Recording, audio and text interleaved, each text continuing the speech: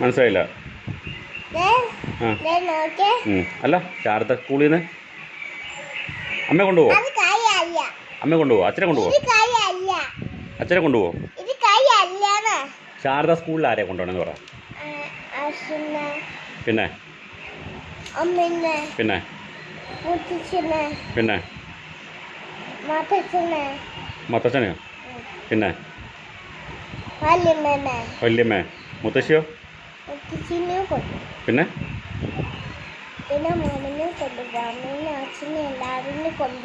മമ്മ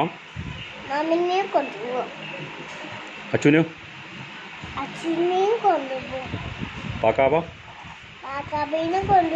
അതെന്നാ? അതിനാ അമ്മേനെ കൊണ്ടുപോണേ?